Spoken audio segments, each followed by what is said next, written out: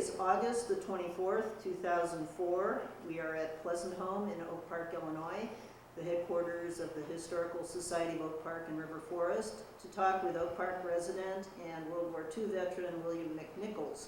This interview is part of the Veterans History Project of the Library of Congress. The local project is a joint effort of the Oak Park Public Library, the Historical Society of Oak Park and River Forest, with technical assistance from the Village of Oak Park. I am Peggy Tuxinko with the Historical Society, and I will be the interviewer. Also present today are Debbie Preiser from the Oak Park Public Library, Frank Lipo from the Historical Society, and Pat McNichols. Bill, could you state for the recording your name and date and place of birth? Okay, I'm Bill McNichols, and I was born in Chicago, January 20th, 1926. And what branch of the service? I was in the Navy. And what was your rank? Well, my rank was Seaman First Class, but I was a radio man. Okay. Now, prior to the attack on Pearl Harbor, could you tell us where you were living and what you were doing in this early 40s? Well, I was living at home. I was a sophomore at Austin High School, and it was Sunday, as everybody well knows, and I was at home, and early Sunday morning, got a phone call from my sister. Now, my sister was a long-distance operator with the Illinois Bell, and she knew something was going on because they were told, clear all the lines, keep the lines open, don't, and of course, long-distance operators, they weren't supposed to listen in, but they did, and so she found out that something terrible, terrible had happened, and it was in Pearl Harbor. Well, none of us really knew that much about Pearl Harbor, but except that she said, apparently we are at war, the Japanese have attacked Pearl Harbor. And so that was our Sunday morning. I myself was getting ready. I had a part-time job at that time. I worked at the Lakeshore Athletic Club on the lakefront, and I was a bellboy. And I went to the job that day, and of course, it was a very somber day, as everybody was saying, what is this? Why? What did we do? How did this happen? And so that was the big, obviously, headlines, topic of conversation. And so that was my Pearl Harbor Day in Chicago. Were you, I think most people were surprised by the attack, but had you expected that eventually the U.S. would get pulled into this war, or did you follow the war news from Europe very much prior to this? I did, very much so. As a matter of fact, believe it or not, even as young as I was, we followed the news from Spain, the but the Spanish Revolution, and, all the terrible things that were going on. And in my heart, my young mind, I knew that we're going to be in this thing someday. But I never dreamed it was going to happen the way that it did. Didn't know how we might be involved, and we were involved, of course. We knew that we were trying to supply the British and take sides. We definitely had taken sides. We were anti-Hitler and had anti-Nazi for sure. So yes, we did follow the war and felt that we will be. However, I was so young at the time, never dreamed I'd be in it militarily, because I thought once we get in it, boy, it'll be over in months. Once we start swinging, it'll be over. So. Now, when did you graduate high school? 1943. So you spent the first couple years where the U.S. was in the war. You were still at home. You were in high school. How were things different, or were things different either at school or in your neighborhood, at home, as a result of the U.S. entry into the war? Well, obviously things changed. Everything was dedicated to the war effort. We got into rationing, recycling. There was a very patriotic mood in the community. Every neighborhood had a veteran, or not a veterans, but a serviceman's memorial on the corner somewhere. A little garden, kind of a little rock garden with a flag. And kids my age, we all got an assignment that for one full week, it would be your job to go and raise the flag and take it down in the evening. And that was a very prideful sort of thing to do. You know, you thought, boy, I'm really helping out here. And then at school, things changed. Of course, you had men coming back on leave, the alum, you know, and they all made a trip back to the school to see friends and girlfriends and things like that. And that was always exciting. And then there were a few curriculum changes. I remember that they introduced a course, pre-flight they called it, aeronautics, you know. But it was strictly a textbook sort of thing, you know, how do airplanes work, you know. And so it was, you know, it was not that you were going to be flying airplanes or anything, but and a lot of boys, including myself, signed up for that course, you know. So, and then, you know, you had your annual school program, which would be your variety show or whatever, and it all had a military theme as to patriotism, you know.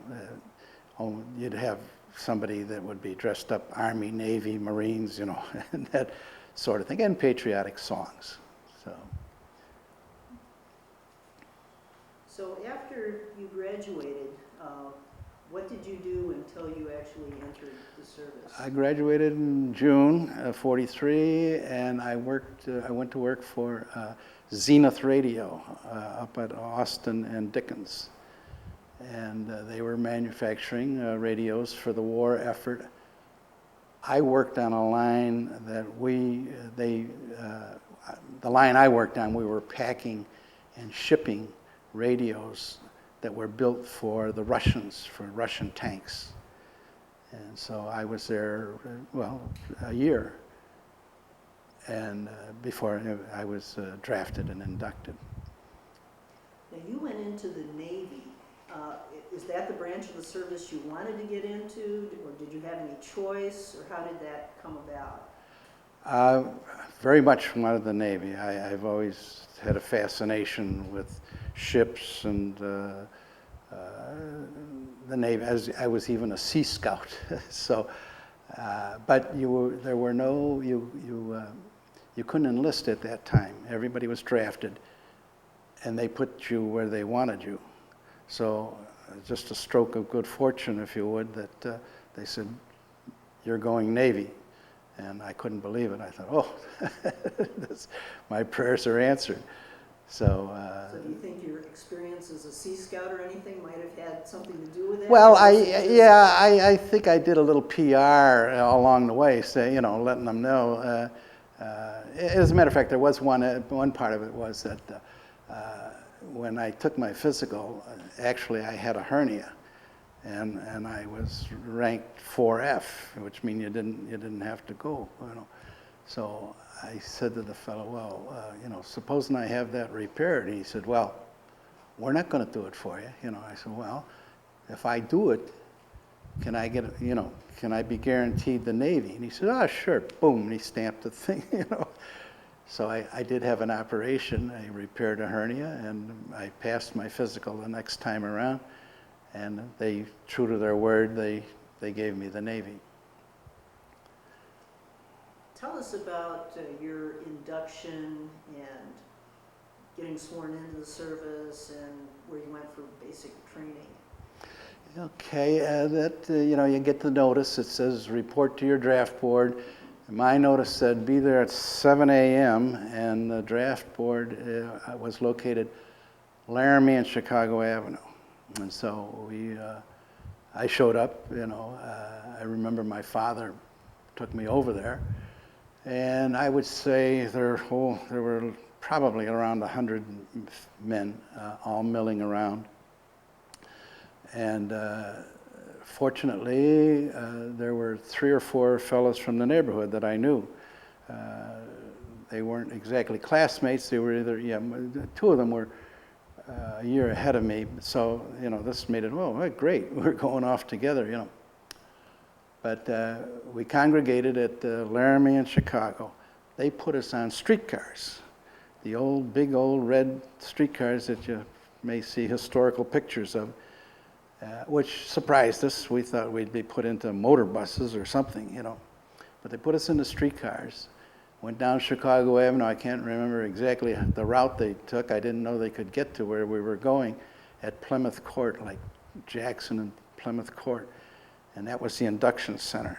And anyway, we went there on the streetcars. And then at the induction center, they gave you another cursory physical, just, a stethoscope and, and look in your ears and things like that, I'm sure you were breathing. Yeah, and then you were sworn in. And then with that, you're in the Navy. So it was early evening, as I recall. They started to march us off to Great Northern Railroad. And as I told you, my father was an engineer on the Chicago Northwestern. And so I had a knowledge of the Chicago railroads, who went where, where they came from, where they were going. And so we're going to the Great Northern, and I'm thinking, hey, everybody that went into the Navy went to Great Lakes, but this train doesn't go to Great Lakes. Something's wrong here, So we boarded the train, and we're off, and we're heading west. We're not heading up the lake shore up to the Great Lakes. And we're, I'd say about an hour into the trip, and the man in charge, he was an SP, came through and said, all right, men, you're going to Farragut, Idaho. So everybody I was with are saying, what did he say? He said, Idaho. Did he say Ohio? He said, no, he said Idaho. Where's Idaho? They want to know. So, but anyway, in my own mind, I was thinking, oh boy, this is pretty exciting. We're going out to the Wild West, and I'm going to see the Rocky Mountains, and this to me, this is a step up from Great Lakes, because I had visited other friends at Great Lakes, and that was exciting, but this was going to be different, and it was. And, had you ever been very far from home before? Never farther than I made a trip one time with my father to Madelia, Minnesota. We visited friends of his that were farmers in Madelia, and for me that was very exciting, as to a working farm, but that's as far from home that I had ever been. Lake Geneva. Maybe I think the Dells once, something like that. But to think that I'm going thousands of miles and I'm going to the Rocky Mountains, who knows? And it did turn out to be a really great adventure as far as I was concerned, and my shipmates at the time, the boys from home that I was with, they all felt the same way, and it was beautiful country. The camp itself was situated on Lake Pend Oreille near Coeur d'Alene, Idaho. And I understand today it's really a upscale resort area. So you can kind of get an idea that, whoa, this is pretty good. What did the base look like? Was this a relatively new base? So had they sort of thrown up the buildings, or was this something that the Navy had been using for a while? No, it was fairly new. It was only a few years old. I don't know its the origin, but it was built for World War II training. It had not existed there before. I know there is a story behind it, and I can't remember exactly what it is, but I know that it had something to do with Franklin Roosevelt fulfilling a promise that he would do something for the people in that area, and of course, big naval base, and it was huge. There were 5 camps, and well, the camps would be a few thousand men in each camp, you know. But each barracks there was an upstairs and a downstairs, and there were 100 men in a company. And so you had 200 men in one building, 100 upstairs and 100 downstairs. And it was typical boot camp, you know, where you got your uniforms and you got indoctrinated into what they expected you to do in the Navy, and the discipline started right away. You know, the reveille in the morning and out on what they called the grinder, and at parade, and then you had to go through a series of courses. You had to learn to swim. That was one of the things I was surprised at, was how many men didn't know how to swim. You know, that was not true of my company. These were mostly boys from Chicago, and by and large they were all very good swimmers. We didn't have any difficulty with that.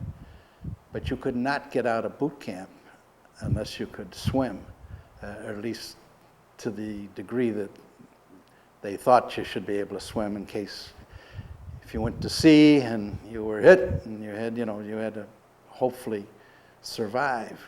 So they had all kinds of training programs like that. The swimming one was pretty intense. You had to jump off of a tower into a flaming pool and come up, spread the flames. Yeah, we were wearing our white uniforms. You had to take off the jumper, tie knots in it, and then pull it over your head to infuse it with air so you could use it as a life preserver, you know.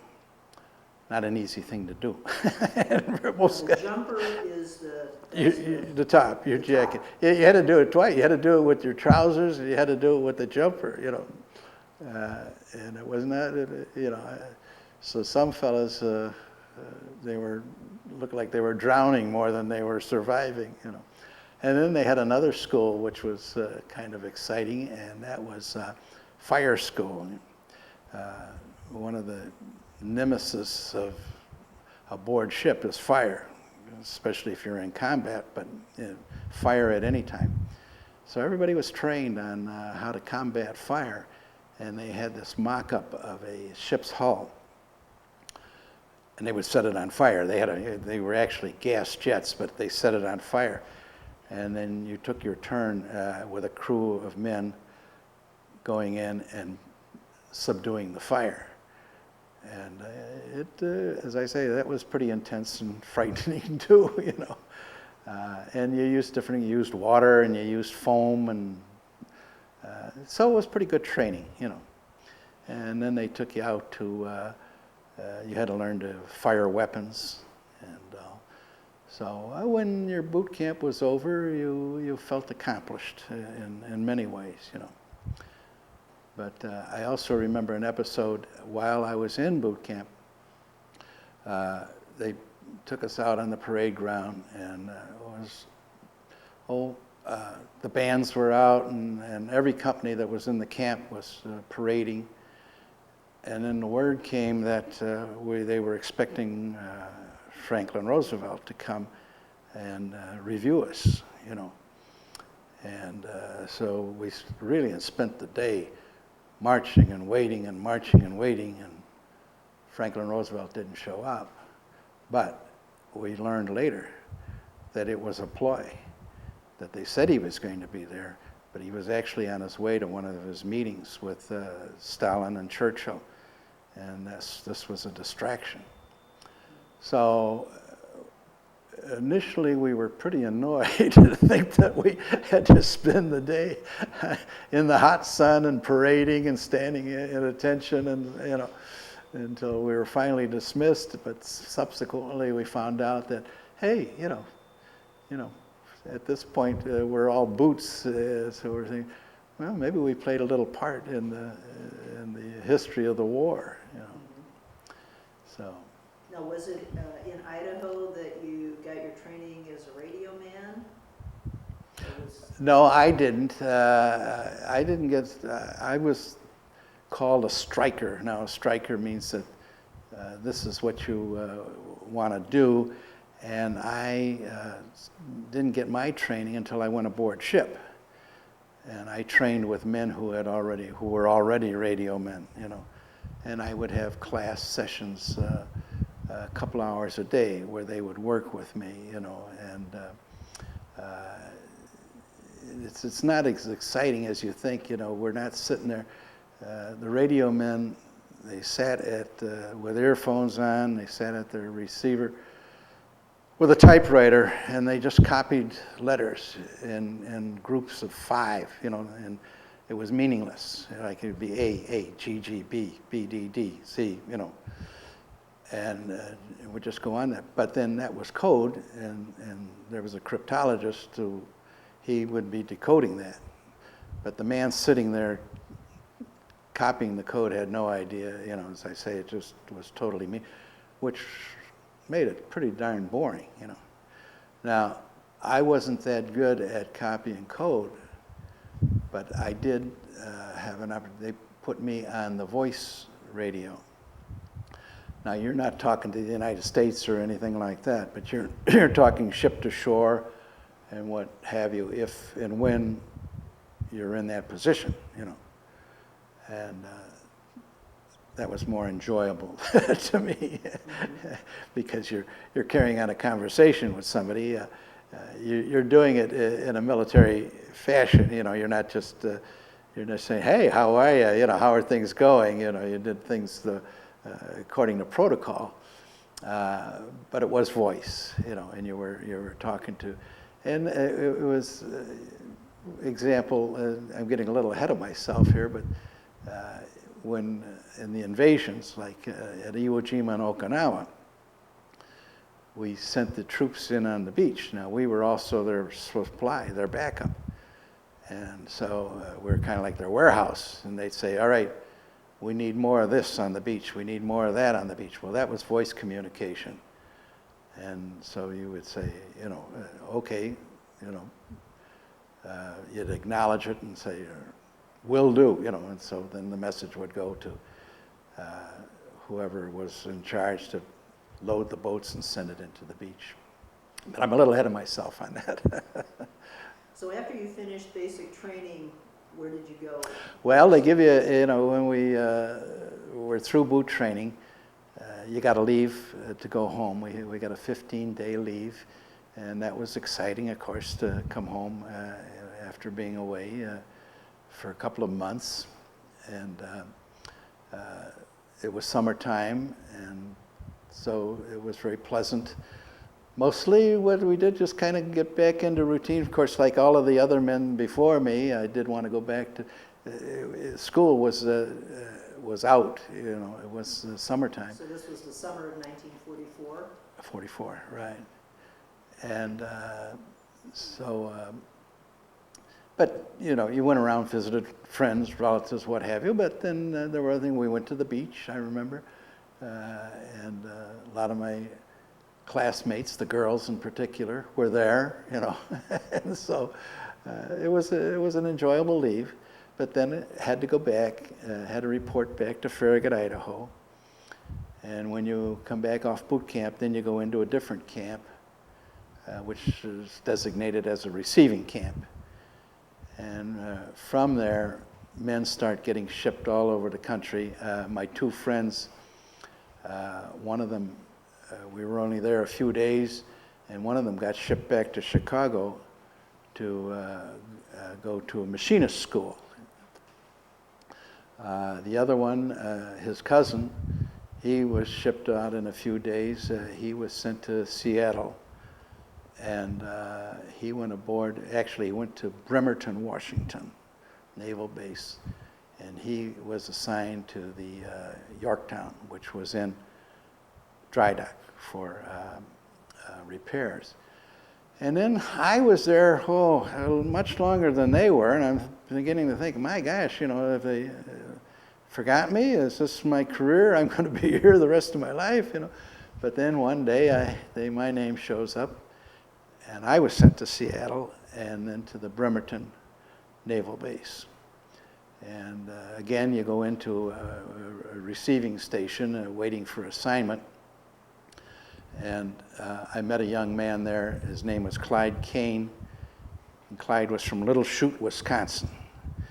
And we became very good friends. And our careers from that day forward, we were from one end of the Pacific to the other. And we were shipmates together until war's end. And we still see each other today. But the story I like to tell about Clyde is he was from Little Chute, Wisconsin. There was not a place that we went in the Pacific, and it was from one end to the other, all the way from the Philippines up to Japan. Clyde ran into somebody from Little Chute, Wisconsin. I couldn't believe it. Here I was from Chicago. I never bumped into a friend or an acquaintance or anything like that, but anyway, that's where we met. And we were given a temporary assignment. We were, I guess you'd have to call it, we were couriers, or the Yorktown, as I told you, was in for repairs, and the staff, the command staff, they were ashore in office buildings on the base because there was too much activity going on aboard ship. So we got this job as couriers. If the admiral wanted to send a message back to the Yorktown, they'd say, here, take this, wait for an answer and bring it back. And we'd run from that office building to the Yorktown and with these messages and back and forth. Again, I was a little surprised. Why don't they hook up a telephone? And just, But anyway, that was the routine, and we felt important and we enjoyed it. And I thought maybe that the Yorktown would be a permanent assignment and I'd go to sea on it, but that didn't happen. And then one day our name came up again, and they, with a bunch of other men, we were piled into a truck. Now this base is on the Puget Sound, and again, beautiful, beautiful country. And exciting, we're thinking, oh boy, this Navy is pretty great, we're here in this tourist thing, I could never afford this. You're looking at Mount Hood and Mount Rainier, and it's just a picture book, and it's the input is almost overwhelming at the time. But anyway, they put us in a truck, and we're driving along, and we're going up and down country roads. Couldn't figure that out, and then pretty soon we pull up to the water's edge, and again, we've just come down a country road, and there is a Navy landing craft waiting there, and we pile into that, and we're going out to our first assignment. It was a ship, the name was the Millette, and it was newly commissioned. It was only a couple of weeks old. It had just come out of being completed and commissioned. So we went aboard that, but we were assigned to a Commodore staff. Now the Commodore was not in command of the ship, but he was in command of 6 ships just like it, which made it a division, and ours was Transport Division 44. And our Commodore was Captain Seyfried. His Navy rank was captain, but he had the title of Commodore because he was in charge of 6 ships rather than just a ship. But this, of course, is a brand new ship, and so it's what they call a shakedown. You got to get the ship working and everybody knowing what they're supposed to do, and because it's a brand new crew. Many of the men, of course, were Navy, regular Navy, and some of the officers, but by and large, they were all civilian recruits, like myself, who'd only been in the Navy a few weeks, if you would. So we had a lot to learn. But then the ship itself, as I say, it needs a shakedown cruise. So every day we'd go out into Puget Sound, and we would sail from one end of Puget Sound all the way up to Victoria, turn around and come back. And I'm thinking, man, I'm on a luxury cruise. This is, you can't believe this. Look at this scenery. Look, and so I'm thinking, doggone, this Navy's okay. I like that. So again, comes your orders, and they said, all right, you fellas, this ship's got to go. We're going down to San Francisco. So we went out of the Sound and out into the ocean, and of course this is my first experience with that. And we sailed all the way down the coast from what was basically Seattle all the way down to San Francisco. But we are never out of sight of the coastline. And again, I'm saying, oh boy, and a lot of interesting things. The one I remember, we saw a school of whales migrating, and well, I had never seen anything like that before. So, and in sight of land all the way down to San Francisco, see the San Francisco skyline, go in under the Golden Gate, So these are just unbelievable experiences. And then our training began pretty much in earnest. They had a few things to do in San Francisco. I remember we had to pick up some more landing craft for the ship. And then it was ordered down to the Los Angeles area. But when we got to Los Angeles, we left the Millette, the Commodore's staff, and we went aboard the Hinsdale. So this was my first experience on the Hinsdale. And then while we're there, we were training.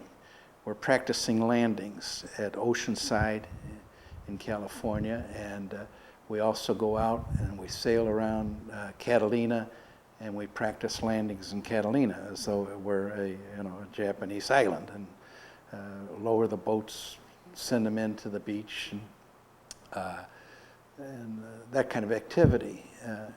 And of course, while we're... What kind of ship was the Hinsdale? Well, it's an APA, and that means Amphibious Personnel Assault, is what the APA stands for. And we carried, the crew was 500 men, and we could carry 3,500 assault troops and all of their equipment. And the purpose, of course, is to put the combat troops into the boats, onto the beach, and hopefully bring them back too, But anyway, and also all of their supplies. And supplies, that means not only their weapons, but things that they're going to need, food and clothing and medical supplies. And an APA also serves as an auxiliary hospital ship, kind of an OR. And when we went into combat, as soon as the men were disembarking and going into the beach, they set up the officers' wardroom, which is their mess hall, with operating tables. And we had, I believe the number was about a dozen surgeons aboard ship. And again, I'm getting ahead of myself, but as soon as they hit the beach and the wounded started coming back, they were brought into the OR, and the doctors did what they could, possibly do for them. But anyway, we're still back at around LA at Oceanside, and we would be given liberty every so many days. We'd pull into Long Beach, which again today is upscale community, and we'd be given liberty, and of course we could go into LA, we could go into Hollywood. My friend Clyde and I, we liked going into Hollywood, going to the Hollywood Canteen, and that was kind of very exciting, really, because it was what it was, and they were very hospitable, and you usually saw a star or a starlet, and were entertained. I did see Mickey Rooney there one day. He entertained us playing the drums. Yeah, and So this was a place where you could come in and like have something to eat, and there'd be a show, or Yeah. was that? The stars would come at different times and entertain, or they would just be there, for hospitality. They might be serving you sandwiches or coffee, and everything was quite good, as you can imagine. It was. I don't know where the food came from, but it may have come from the Trocadero or the Ciro's or someplace like that, or maybe even from the studios. But it was it was a fun place, and then just doing the sightseeing and all in that area. And so we were there that was in November, and I recall that they were starting it was just before Christmas, so they were putting up their Christmas decorations, and that was a little tough on me because this was the first time I was away from home for a Christmas holiday, but I couldn't believe it. I was saying, they said, what are they don't know. This is not Christmas. They don't know what, See, the sun's shining brightly and the temperatures are in the high 80s and 90s and what have you, But you had to do a little adapting there, if you will. And but we were there till, it was October, November. We were in November. And after they felt that we were successfully trained for what we were going to do, we got our orders to go to Hawaii. And we arrived in Hawaii, I believe, it was mid-December when we got to Hawaii. And then it was pretty much kind of the same thing, But again, here you are, to come sailing into Pearl Harbor and to see, the damage and what that was there because of the sunken ships that were still there, the Arizona, but then to see Hawaii itself. Now, the only real problem at the time was Hawaii was a military base, and there were millions and millions of men there, So everything was kind of crowded, but you could still recognize the fact that, this is pretty nice. This is, but then we started training again. We picked up some Marines, and then we would go out and sail amongst all of the islands. We would practice landings at Maui and Molokai and Hawaii, the big island itself. And so that training went on and on and on. Then, of course, we were there for Christmas. We were in Hawaii for Christmas, and I remember I went to midnight mass and the base at Pearl Harbor, and Admiral Nimitz was there. So that was kind of a big, celebrity sort of thing. The Admiral and I we're here together. And actually it was, as I recall, it was a very beautiful liturgy, if you will, that, and it seemed to me like, this is probably more like what Christmas really was originally, than the sleet and snow and hail at home, So that was a delightful experience, and all of Hawaii was. We had opportunities to go ashore. Often we went into Honolulu. I remember one thing that my friend Clyde and I liked to do was we would go to the YMCA. The YMCA had a great swimming pool, and servicemen, of course, were welcome, and we thought that was great. And they always had some kind of entertainment and also refreshments and what have you. So that was a great place to go. And then we could go to Waikiki Beach. The Navy had taken over the Royal Hawaiian Hotel. It was what they call an R&R for submariners, but all Navy personnel could use the beach, and that was beautiful too, to write home and say, hey, well, here I am, on beautiful Waikiki Beach. And so we were there until almost till January 1st. And then they said, okay, on your way. And we picked up about 3,500 Marines, the 2nd Marine Division, and their equipment. and we headed out to the war zone. And this is early 1945. This is the first of January of 45. And our first stop is Eniwetok.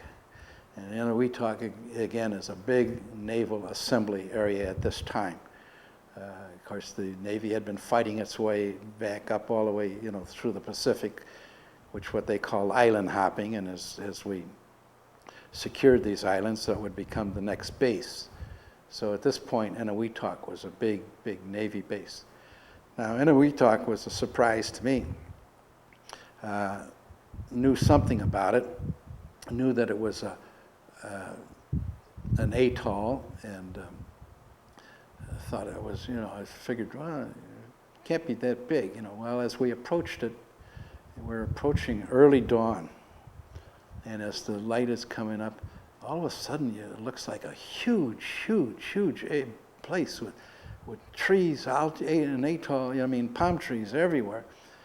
And I'm thinking, wow, I thought the place, when they bombed it, that the trees were all decimated and what have you. Well, it turned out what I was seeing was just miles and miles and miles of ships and their masts, and the image in the morning, it was, that it was a huge island. Well, it was mostly ships. And we spent a few days there picking up supplies and things, and then we went on to Guam, to Saipan and Guam. We went to Saipan first, and then to Guam, and started in training some more. We'd go out, and now we're forming up, though, with bigger groups. We're forming up with our entire division and other divisions, and we're practicing like the islands, Saipan, Tinian, Rota, what have you, that they're the enemy, and we would assemble, go there, lower the boats, put the men in, make a mock invasion and so on. And that went on and on and on for quite a little while. And while you're there, okay, you get liberty, as they call it, on Guam, and that usually consists of a kind of like a big picnic area that they have staked out. And you'd go ashore with your group, but thousands of other men were there too, because it was their recreation area. And you got a what they called a chit, and that chit entitled you to 2 cans of beer. And that was your kind of your recreation. But there was a beach there, and my friends and myself, we were always pretty much water oriented, and we loved to go into the beach and the surf, and just like a day, at the beach. And then aboard ship, we did have a lot of movies. Navy was very good about that, and we tied up in what they would call a nest. There would be like 4 or 5 ships of, all APAs tied up together. Well, what you would do if the other ship had a movie that was more enjoyable than or if you've already seen yours over and over and over, you'd go over and see theirs. And then there was a lot of trading went back. Well, we got 2 Betty Davises will trade you for whatever was more popular at the time, So a lot of that went on. And how was the food on board ship? Well, actually the food was quite good. We had combat troops, so they wanted the men well fed, and so we had a very large kitchen and mess hall. And then, of course, for us, the crew, we all ate together. The crew was allowed to go first because, we're running the ship, and at this point, the troops are passengers, but when we didn't have the troops, we ate very well because we had more equipment and things, and we had the equipment to service 4,000 men, when you only had 500, it made a big difference, you know. And so actually the food, can't complain about it. It wasn't mom's cooking or anything like that, you know. But it was good. And there were some things that were more desirable. I remember I myself, I liked breakfast. They seemed to, whatever they served for breakfast was a lot more desirable than, you know, what they would call the Australian beef, you know, which seemed to be tougher and more or less tastier than ours. But anyway, that was, servicemen are always going to complain. Yeah, now you had been training for months and all. Were you just happy to be doing this, or were you anxious to sort of get on and get into the fight, or how did you feel about what you were doing? You reach a point where you want to, you know, that you're training for it, and you're saying, my gosh, you know, let's do it, you know, because you are living in pretty cramped, you know, 4,000 men on the ship is getting pretty cramped when you think of all of the facilities that you have to use, and yeah, there's something in your psyche that's saying, you know, let's get on, let's get it over with, let's do it, you know, let's win this thing and be on our way, you know. Now these were Marines that were this combat soldiers who were on board your Navy ship. Yes, we were going to, and then comes February. Actually, it was February 19th. When we invaded Iwo Jima, but we took us less than a week to go from Guam up to Iwo Jima, and we knew lots of things were going on because you could see the capital ships, as they call them, the battle wagons and the aircraft carriers. You know, a lot of activity coming and going. And at Guam and Saipan, those were Air Force bases for the B-29s. And the B-29s were bombing Japan at that time.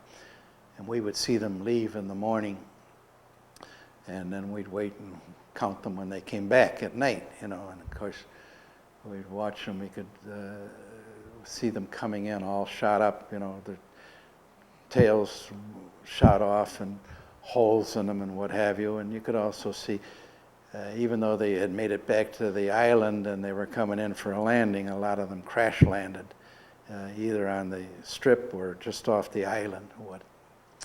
So, you know, we had involvement in that way, saying, those poor guys, to see them go out every day and come back, you know, later at night.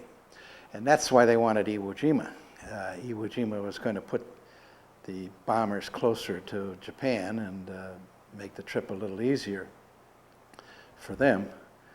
And we were led to believe, too, that Iwo Jima was going to be an easy operation, that it had been so well bombed and softened up by the battle wagons and the carrier planes and what have you, that you know, it was going to be a walk on the beach. So you're going to go ashore and take, well, as you well know, it did not turn out that way. It turned out to be one of the biggest casualty battles for the Marines in their history. But anyway, we arrived, and it's a little island. You can scope the whole island from the deck of the ship from one end to the other. You know, it's not, and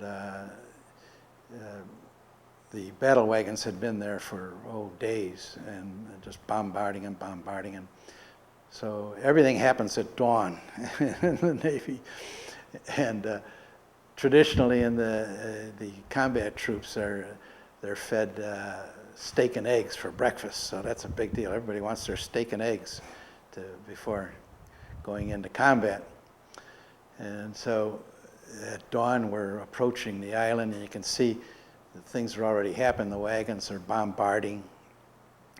And then we come in and we pull in between the wagons and then in closer to the beach, because we want the shortest distance possible between the ship and the shore to get the men in as safe as possible. And then our activity started, and then we start unloading the troops and into the boats, and then they have to have what they call an assembly, and they're circling, and then eventually they get the command, and in they go, and they hit the beach. The men we were carrying, they were in the first wave to go onto the beach at Iwo, and very quickly there were quite casualties because it was very difficult. The beach was not North Avenue beach sand. It was volcanic ash. And the problem was they couldn't dig foxholes. They couldn't scoop out enough of the sand. It kept falling in on them. And so they didn't have any protection. Their helmets were really the only truly protection they had as far as their head was concerned. But they were being bombarded by mortar shells from the Japanese. And of course, the Japanese had held this island, it's one of their islands, so they've had it forever. And they had it zeroed in. They knew every square inch of it.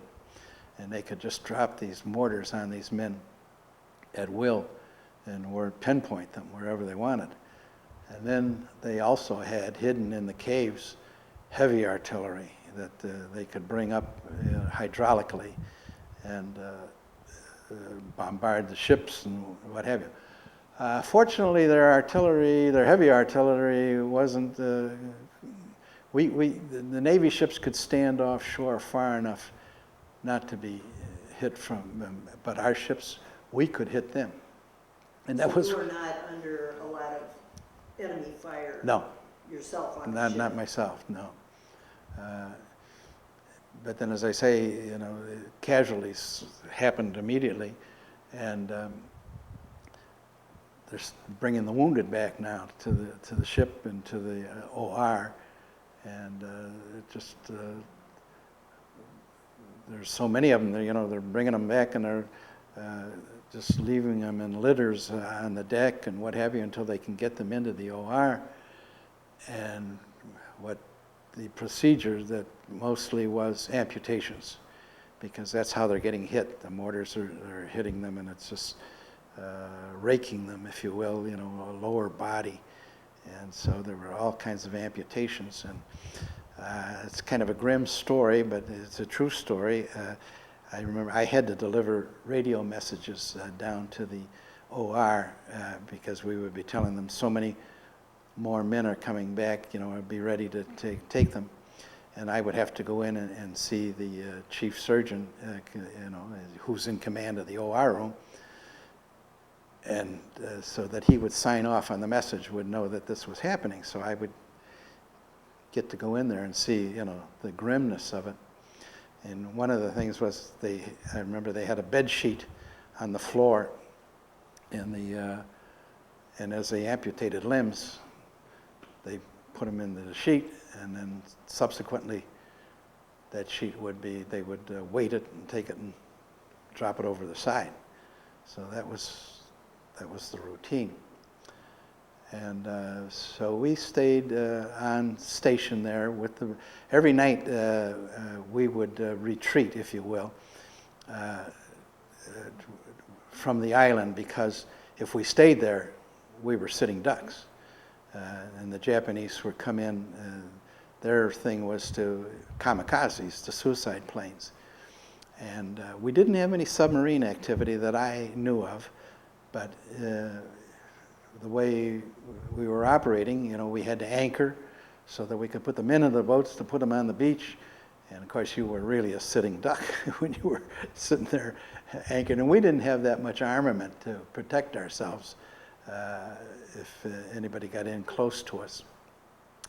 So every night we would retreat and go out and sail in convoy, and then we would come back early morning, sunrise, and continue the operation, sending equipment in and men. And as I say, we were like a warehouse or their supply ship, and they'd say, send this in and send that in. Now we had beach companies on each beach that were men from our ship. And so they would be in charge of calling us. We were the Hinsdale, but our call name, which I would be on the radio, our call name was Swan Song. So they would say, Swan Song, to, and answer them, and they said, we need this, we need that. And they would tell us where, and we would send it in. So again,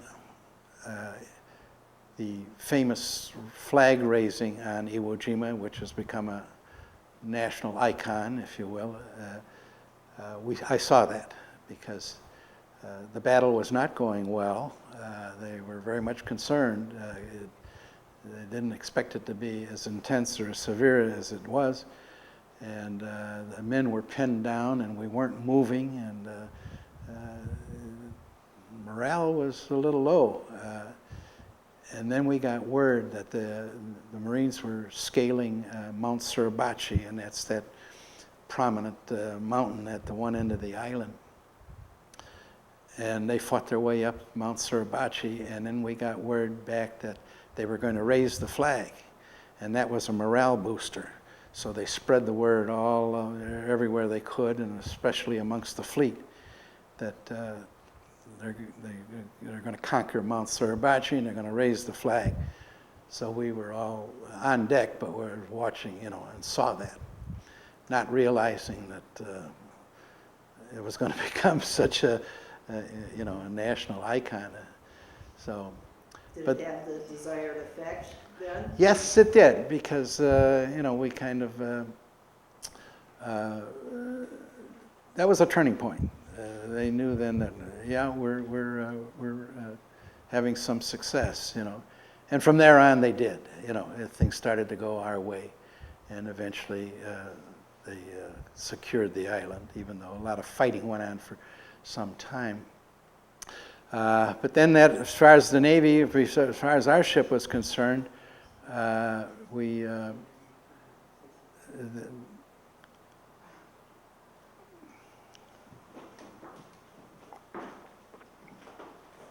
far as our ship was concerned, that part of the operation was over. So we returned to Guam.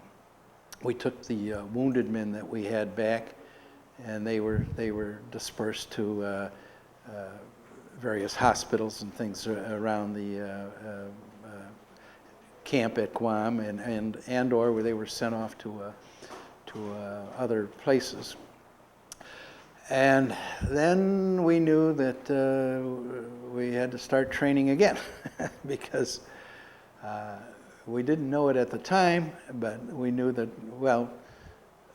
another operation would be coming, and we didn't know what it was going to be. We knew eventually, or expected at least eventually, that it was going to be Japan. If we're ever going to win this war, we've got to conquer the Japanese on their homeland. And from what we were already experiencing, we knew it was going to be pretty darn tough, So we're back at Guam now, and we're going through rather routine things. We make a few trips to other islands for supplies and things, not just for ourselves, but bringing up equipment to the islands that we know is going to be used. And now, of course, the Iwo Jima has been secured, and the Army is using it for the B-29s. At this point, though, they're not using it as an attack base. They're using it as a rescue base for the men, the ships, the airships that got shot up over Japan. They had a shorter trip, and they could come in and land at Iwo Jima. And then now that's January, and now we're into February, and we pick up troops again, and we start practicing landings just like we had before. We're getting pretty good at it now. We kind of know what it's all about. We suffered some damage on boats, landing boats. So we lost some landing boats at Iwo. Those had to be replaced, and which was easy. The Navy was very good about, or the U.S. government, about replacing equipment. So we were re-outfitted, and then troops were brought in aboard ship, and again, some more practice. And then we took off we were told Okinawa. And now the Okinawa is considered the Japanese islands, that this is really close to home. And we know that this is going to be really a tough one. But the routine is pretty much the same. We assemble and we sail up for Okinawa. And our D-Day for Okinawa is April 1st, April Fool's Day. It's Sunday, Easter Sunday, April 1st, April Fool's Day, 1945. I'll never forget it. And D-Day, of course, is to be at dawn, like it was previously. And we come up on station. Now, this operation is a little different in the sense that our battle group, we made a point of sailing close to, I believe the island was Roto. Now, Roto was never captured from the Japanese. We just left them there. And that's in the Marianas. It's there with Guam and Saipan and what have you. But they left the Japanese there. They could have taken it easily, but for whatever reason, they didn't. And we sailed close to Roto so that we could be seen. And at least this is a story we got fed back, and I believe it's true. And knowing we had broken the Japanese code, so we knew a lot of what was going on with the Japanese. And then we knew that they were radioing the homeland saying, big activity, heading your way, this looks like an invasion fleet, what have you. And that was done on purpose because the battle group that we had, we were a decoy. We were going in as what they call a feint. We were going in to pretend like this is it, this is where we're going to hit them. And it worked. The Japanese prepared for us, in that particular area. And then this other group hit them on another end of the island, and they went ashore fairly easy, if you can say that in combat. But it was much easier. They were able to hit the beaches, get their equipment aboard, and so our decoy, it did work. However, this is the second time you've been a decoy here. You were a decoy for the president. Yeah, that's to be my career, a sitting duck, if you will. And it turned out we were pretty much a sitting duck because we came on station at dawn. The sun was not up yet. They were having their steak and eggs, then all of a sudden, I was up on the bridge. I'm delivering a radio message to the captain and to the Commodore, and I have to wait until they can read the message, and then they have to acknowledge it by signing off on it so that I can bring it back, and we know that everybody saw it and read it and knew what it was about. So I'm up there on the bridge, and I've got a clipboard. Now, there's lots of activity going on. There's anti-aircraft fire everywhere and guns going off. They're shelling the island and all. I'm there with my clipboard, and one of my grandkids asked me, he said, "Did you ever kill anybody, Grandpa?" And I said, "No." I said, "Unless I could hit him with my clipboard." And it wasn't going to. But I saw this aircraft come across our bow, and then he to our port side, and then he swung in on us, and the armament that we had, our anti-aircraft, everything we had was pouring into him. Just, I'm watching it, and I'm expecting to see him explode, just blown right out of the air. And it's not happening. He keeps coming and coming, and I always tell the story as, well, it's like being in an auto accident. You're watching it, if you've ever been in one, you see this car coming at you, you know, and then I thought, oh my gosh, this idiot, he's going to hit us, you know. And boom, he hit us, and he hit us. This is a kamikaze. This kamikaze plane, he hit us right on the waterline, which is, for, you know, the most dangerous place he could hit this ship. And of course, it went right into the engine room, and we suffered many casualties. But the ship started to list immediately, and I thought it was going over all the way. But then it stabilized, because ships, as you probably know, have all of these watertight compartments. And so that's what saves you, unless they're all blown apart. But we took a very, very heavy list, and thought, oh, okay. And then, of course, right away, now what do we do, if you will? Because we got these combat troops and their equipment, and we're out of action. The Commodore is in charge of 5 other ships.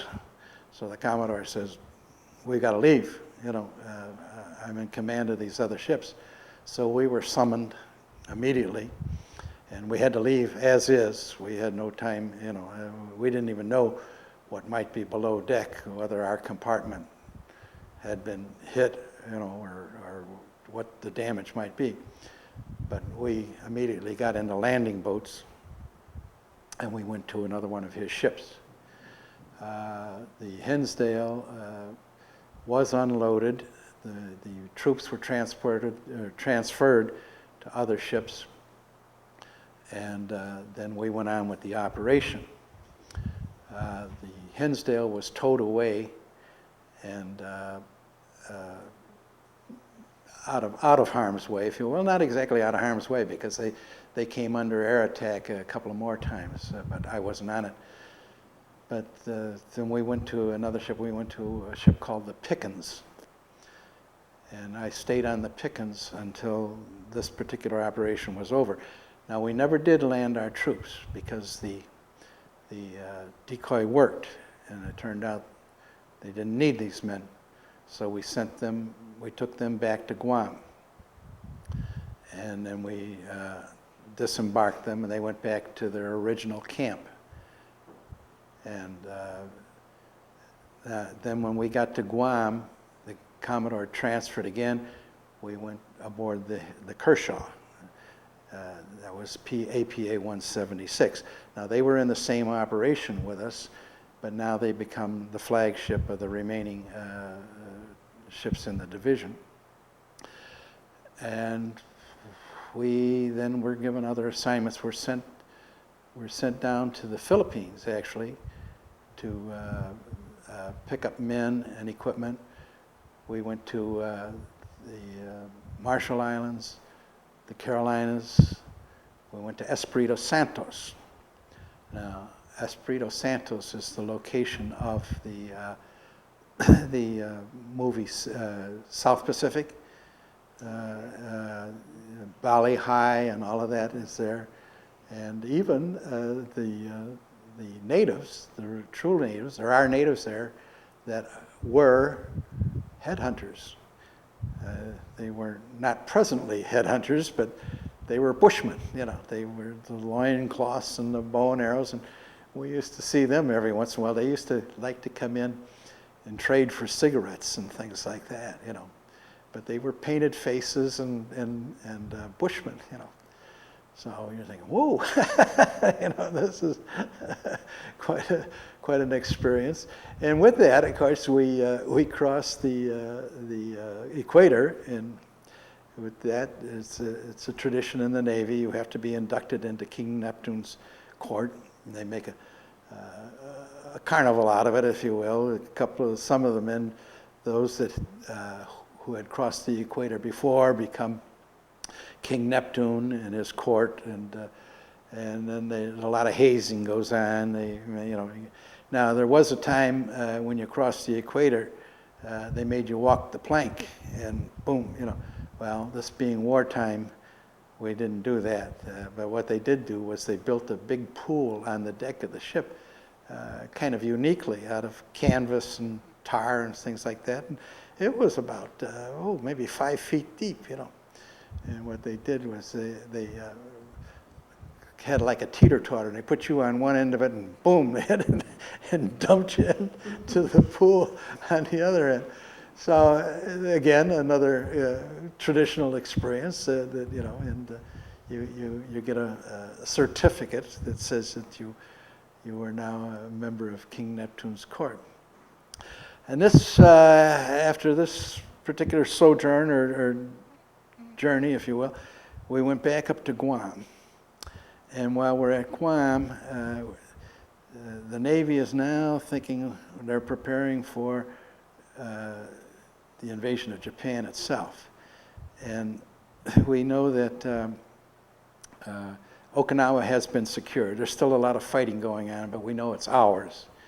And so the Navy's dispersing ships all over the Pacific and wherever to be outfitted and prepare for Japan. And they know they're going to need millions of men, because the experience we've had so far tells us if we're going to take the Japanese islands, we're going to need 10 times at least whatever we've had before, you know, and because they're suicidal and they're just not going to give up. So but the Kershaw is ordered back to San Francisco, and when we get to San Francisco, we're given a leave. We said we can go home. The condition, though, was that we had to have enough money to be able to fly home, and we had to show the one of the officers in charge that we had this money. Well, what we did, we all pooled our money, so to make it like around $500 or some amount like that, you know. And we'd go to him, and he'd count it out. He knew what we were doing, but he'd count it out and say, okay. And then we'd turn around and hand it to the next guy, and he'd count it out, and, you know, and so on and so forth. Well, of course, when we got to San Francisco, I was able to phone home and say, you know, send me some money. Mm-hmm. But the Navy did provide us with what do they call it now? Gosh, priorities to be able to get on a plane and fly, because they wanted you to fly because they... Time-wise. They yeah, were about the time yeah. And so there again, that was a big experience. Fly out of San Francisco on a commercial flight. Never been on an airplane before, you know, and this is kind of nice duty because you got a stewardess and everything. And it's about, as I recall, it was at least an 8-hour flight. And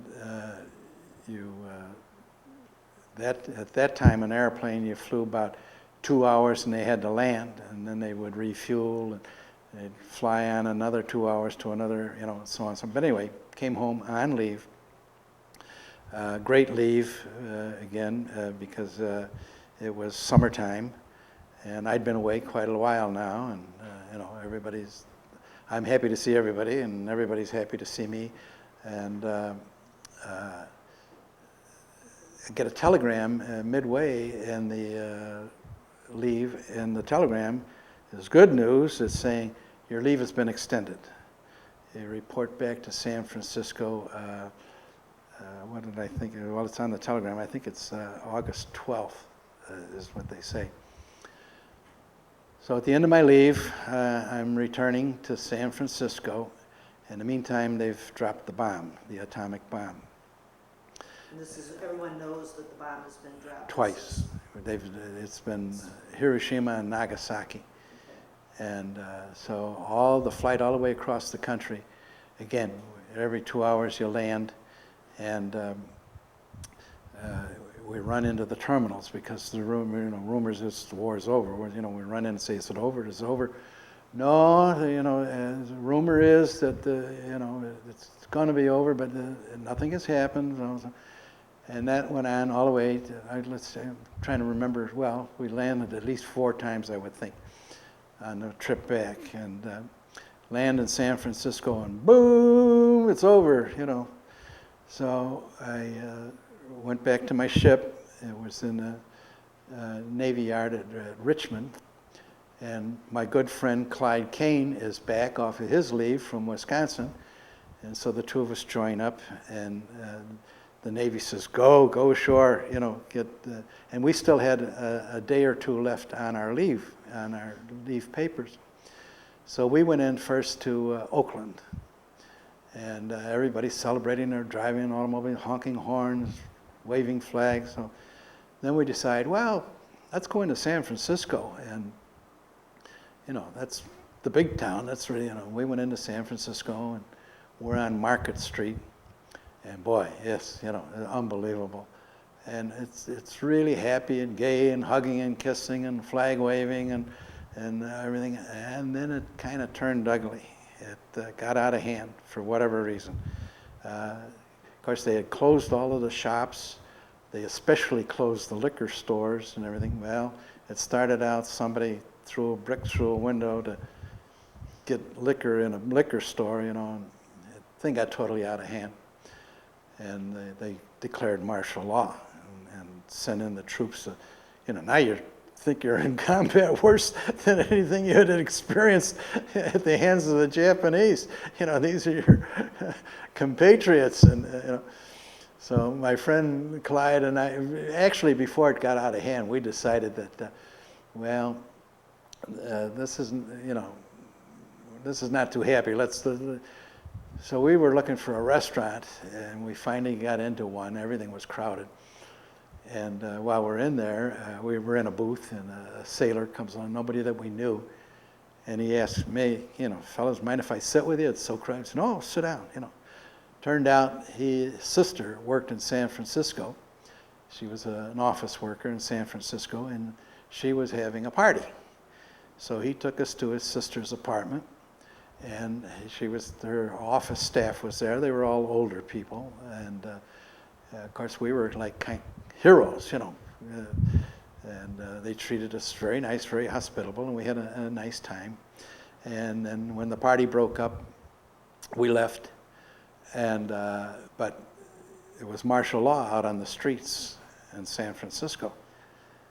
And so we're thinking, whoa, what are we going to do? And again, here's my friend Clyde Kane, Little Chute, Wisconsin. He said, well, a friend from town, from Little Chute, he's a crew member on a Navy tug in the harbor. He said, let's go down there and see if we can, you know, hide out there for a while. We did that. We found the tug, and they were, yeah, found a man from Little Chute, and they were very welcoming. And because their duty had always been in the harbor there in San Francisco, and you know, we were able to tell them our war stories. That we'd been to Iwo and Okinawa, and they thought we were, wow, you know, here's a couple of real veterans. So we spent the night with them, and they treated us well, as I say. And then when we could, we left the tug and we got back to our ship. We did have to go through a couple of checkpoints and prove that we had leaf papers, and that's, you know, we were not going to do anybody any harm, and went back aboard ship. And then in a day or two, we got our orders to go back out to the Pacific, and the route again is to go to Eniwetok, and then you go to Guam, and we picked up troops at Guam, and we brought them up to Japan. Now these are men that are going to be occupation troops. And our trip up to Japan was interesting. Now, for the first time, we could sail with all our lights on. We weren't in darkness. And besides that, when we got up into the Japanese waters, we had to watch out for mines, because it was heavily mined. So we had, all through the night, we had searchlights, and excuse me, we even had we rigged what they call paraphanes, which was a technique of floating things out from the side of the ship that would catch the mines and clip them. And also we had minesweepers with us. And in our division now, we had the troops that we were carrying. We also, it was announced to us that we were carrying the household effects of General MacArthur from the Philippines. And whatever it was, I don't know, but that's what they said, the household effects. You know, we didn't have the MacArthurs or anything, but they're whatever they were going to set up housekeeping with up in Japan. And so then we came into the Tokyo Bay, and we disembarked the troops. As I say, they were there for occupation. And Tokyo Bay, we were located off of their naval base we called it Yokosuka. I think they call it Yokosuka now. And that was in between Yokohama and Tokyo. We were not allowed to go into Tokyo, but we did get liberty in Yokosuka. And interesting thing was the Navy took over a big hotel there, and that was a hotel that had been designed by Frank Lloyd Wright, and it was beautiful. And the Navy took it over again for R&R. We could go there for beer and what have you, recreation, ping pong, and so.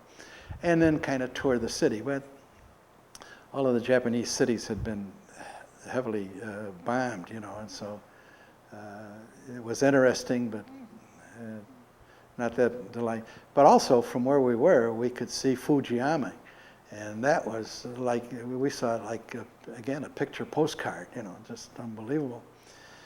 And then we went on up to northern Honshu to a town called Aomori, and we disembarked some more troops there. And then our job was to pick up troops and bring them home, and they titled this the Magic Carpet. Are we running out of time here? Oh, okay. 15 minutes. Okay, so the Magic Carpet was to men that were eligible for discharge. So we were able to pick them up and bring them home, and we brought them home on what they called the Great Circle Route. And that went up from Japan, up into the Aleutian Islands, past Alaska, down the coast to San Francisco, and they were disembarked there. And that was the end of the operation. My career on the APAs. We were the Transport Division 44 was disbanded, and we were given leave one more time. We were sent home again, and this time, of course, they called it a rehabilitation leave. So I was able to come home, and I was given my choice, where do you want to report back after your leave? Well, I chose the Naval Armory here in Chicago. And this would have been like in the fall of 1945? This is, yeah, we're in 45. Let's see, Okinawa for February. They dropped the bomb in August. We went back out September, October. We're into October. And so, given my choice, I choose the Naval Armory here in Chicago, and that turned out well too, because while we were there were so many men reporting in that every night they would say, "You're on liberty, go out, go home," you know, whatever. Well, so many of the men like myself lived in Chicago, and things were great. And so I ran out of the Armory, and I'd hop on the L, and Chicago was very hospitable at the time. Servicemen could ride all public transportation free. So you just jump on the L and I'm back out to the west side, and I was home. And that went on for a couple of weeks. And then I got my orders, and they said, "Okay, you're going back to California. You're going back to a camp outside of San Francisco. The camp was called Schumacher." And so I reported in there. Spent a couple of weeks there waiting for reassignment. I was transferred from Schumacher to Treasure Island. Treasure Island it was the location of the World's Fair there, you know, but the Navy had taken it over. as a base, and so I was there. And now the interesting thing about the Treasure Island was all of the men there, by and large, are waiting for reassignment. We're all being sent out again, and they were all men, who, by and large, who had been in combat, if you will. And so our camp, we were behind barbed wire, our camp. They had German prisoners there. German prisoners could roam the whole island, they were free, and and we engaged them in conversation. I remember we had, one of the assignments I had, I was doing mess duty, if you will, in what they called a waves barracks or waves kitchen. Thought it was pretty good duty because there weren't that many waves, and their food was better, and you were on a day and off a day, so you could get liberty into San Francisco. So I thought this was pretty good, but we're out. Waves are, this is the women. Those are the women, yeah. The women Yeah. of the Navy. Right. But we're out behind the mess hall between meals, and we're smoking, and these Germans are doing a little landscaping around the mess hall, just, turning the dirt and what have you. And so one of our men engages a German prisoner in conversation. Excuse me. And he asked, it turned out that he had been in Rommel's Africa Corps, so he had been a prisoner a long, long time. And he let us know that he liked California, and that he thought this was pretty nice. But then he said to us, "You were in combat?" We said, "Well, yeah, we were in the Pacific, yeah." And he said, "You wait on the women?" We said, well, yeah. And he said, "Not in Germany." So, okay, But anyway, I got an assignment again. I was sent out back to Guam. I was sent back to Guam as a passenger, and as a passenger on an APA. When I got to Guam, I was assigned to a PC, and that means patrol craft, and it's not a very large ship. There's 60 men in the crew and 6 officers. But their duty during the war was they were strung out across the Pacific from Guam up into the Japanese waters, and they were sub chasers. They were to look and destroy submarines, but mostly they were there as a rescue for the B-29 crews that were coming back from Japan. But now the war has ended, and so they don't have that kind of duty. There's no need for picket duty, and we just sit there in Guam, and pretty routine, day in and day out. We play a little. We're tied up at a dock. We're not that big a ship, and we got a great big field around us. So our day is mostly taking care of the ship, doing the maintenance and all that you have to do aboard ship, and play ball, play softball, play touch ball, what have you, until finally we get the word. And as I mentioned earlier, one of my shipmates on the PC was John Drury, who was the news anchor here in Chicago. And John was a delightful guy. He and I bonded quite nicely because we were both from the Chicago area. And he was so talented. He could do card tricks and imitations and all sorts of things. And I remember him telling me that he wanted to get into broadcast. And I'm thinking, yeah, sure, John, that's great, But anyway, he made it. But then we got our orders finally that said, okay, take this ship back to the States and put it in mothballs. So our trip was again Guam to Eniwetok, to the Hawaiian Islands, and then back up to Portland. But as I say, the crew, our captain was 24 years old. He was the oldest man on the ship at 24. And none of us had been to sea on this ship as a crew. We had all come from different places, and kind of a pickup crew, if you would. So again, it was kind of a learning experience, everybody learning what they were supposed to do and how they were to do it on this different type of ship that we were on. But it worked out well. We adapted rather quickly. But one of the fun stories that I remember was the captain's 24 years old. His officers are all younger than he is. And we set sail from Guam, and it's quite a distance from Guam to Eniwetok, and Eniwetok is just a little speck of sand in the ocean. And we arrive again off the mouth of Eniwetok, off of the harbor there at dawn. And I remember the captain. I'm standing watch at this time. I'm a radar man. I'm on the radar, and I can hear the captain. And he and his executive officer are up on deck. You know, they're looking for the landmarks to the harbor. And I heard him say to his executive officer, "We did it! We did it! We did it!" And I say, "Whoa!"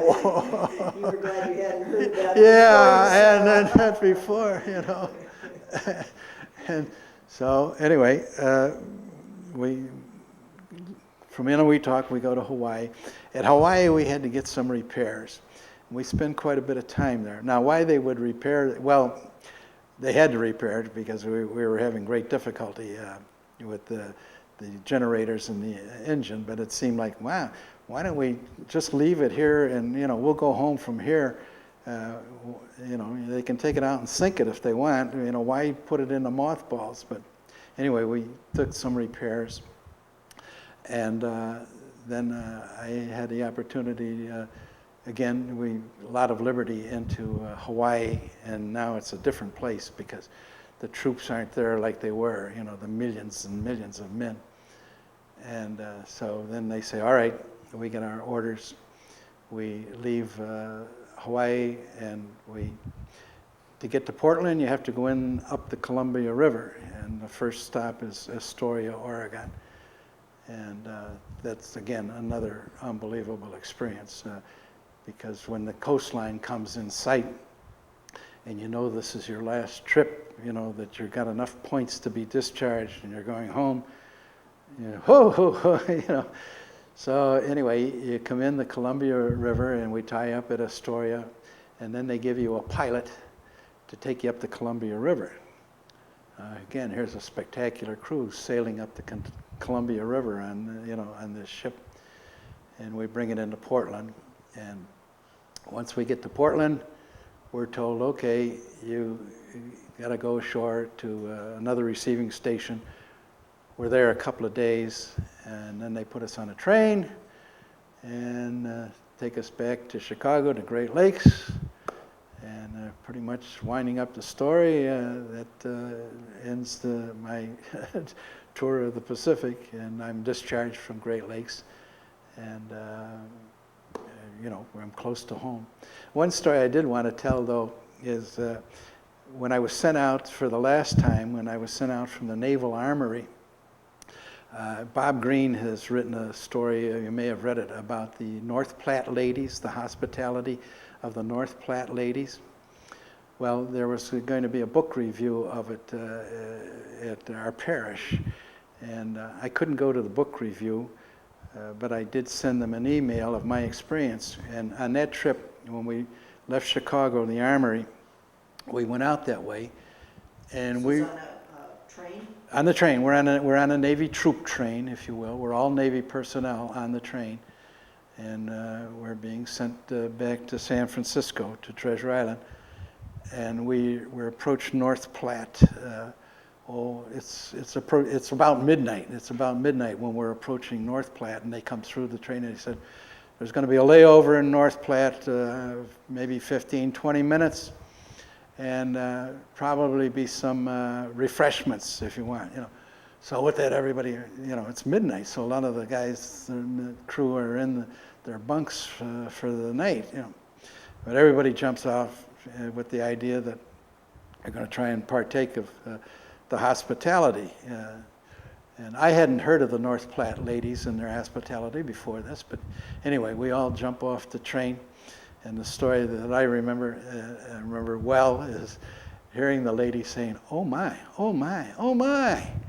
And that's because like half of the men got off in their underwear. Or their skivvies, as we called them. You know? So, but Not quite what the North Platte ladies were expecting. yeah. But there's this quite a story. You know, they met a lot of trains, no matter what time they came through. And they met them with sandwiches and cake and coffee and, you know, refreshments. So it was a very nice thing that they did. And as I say, ours was about midnight. So there they were, you know, for this. But then, as I say, I came back to Great Lakes, and they told us that we were going to be there for about a week, and the next morning we were out. So you were discharged? it was June of 46. 46. Mm-hmm. So then after the war, did you go to work, go to college? The GI Bill, I took advantage of the GI Bill. I had a great summer. You know, we were home, and I enrolled at Loyola University, as did a whole big bunch of my friends. And so, you know, the school was to start again in September. I was out in June, and we had a wonderful summer because we were all home. Friends, relatives, neighbors, and by and large we came home in one piece, and no emotional problems or what have you. One friend was severely wounded in Italy, but he recovered, and he went back. He went on the GI Bill. He went to the University of Indiana, but the GI Bill, of course, was a wonderful thing for us. Gave us an opportunity, many of us, to go to school that you know wasn't likely that we were going to go. And you also had the 52-20 club. I think, yeah, you got $20 a week for 52 weeks, and that was a real bonus. And you got mustering out pay. I believe that was at least $300. You know, so you know it seemed like wow. You know, this. So had you thought about going to college beforehand? I did. Before I was going to go to the University of Illinois, and a friend of mine did go, but then I had second thoughts about it, thinking, well, gosh, why, you know, this is going to be interrupted, and it was, for me and for him. So I thought, you know, that's kind of going to be wasted time. But yeah, I had thought of it, and then to be able to go with government support was really great. And well, it was, you know, what can I say? You know, it paid off for me. When did you come to Oak Park? Well, actually, we moved into Oak Park as newlyweds in 1954. But of course, I lived just, you know, a couple of blocks over in Mayfield and Division in Austin. And it was very much Oak Park oriented all my life. Hans Andersen Playground was big in my youth, and all of the other activities that, you know, the parades and the fireworks, and, you know, I considered Oak Park my homeland just as much as Austin. Now, you still keep in touch with some of your Navy buddies. Yes. Correct? Right.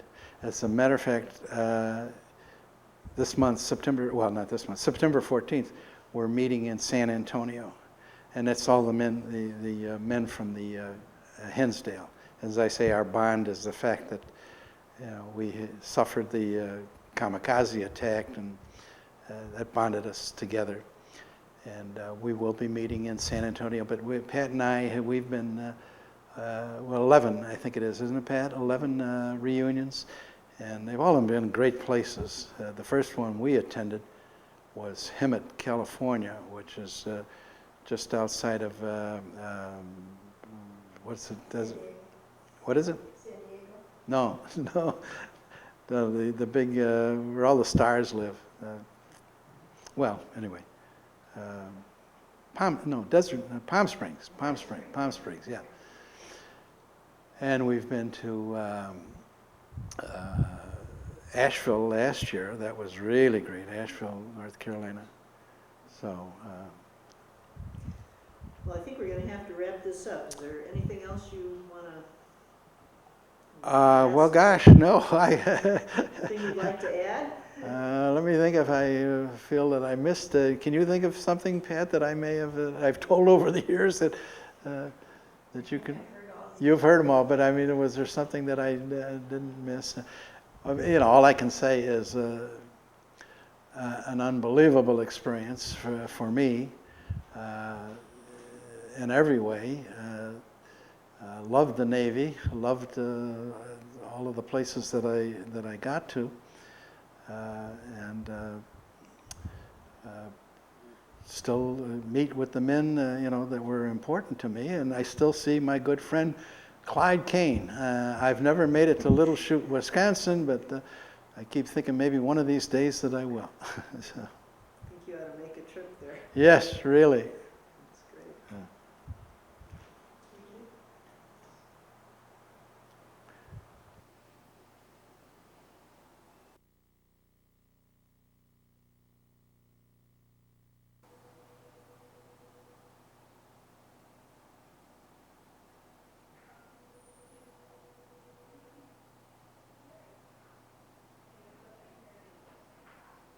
Thing are you using to focus? Oh, I know that. Okay, it's great. I love it. Oh, we even have a fan. You're using the- You know what, shooting these is kind of... Actually, I just ran over to the Subway shop, and Peggy had said she wanted just a regular Italian kind of sandwich. They have this special now, you can get a foot long for $3.99. So we had Where's $2 that? at this regular Subway shop in Harlem. That's the name of it? Yeah, Subway. Subway. Oh, regular, I think. Yeah. Do you want us to point out who he is in that whole group, or? Yeah.